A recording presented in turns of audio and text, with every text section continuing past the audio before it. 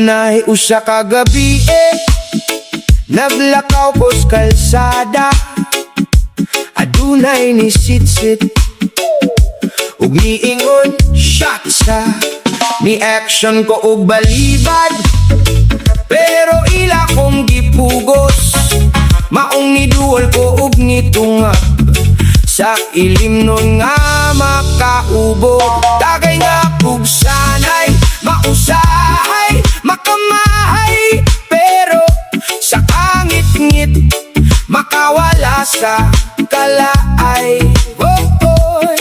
Makighagit na og sumbagay, tungod sa tagay masulti na ko akong gugma, dili mapugnan kay nang hinginit naman. Tungod sa tagay nga pugsa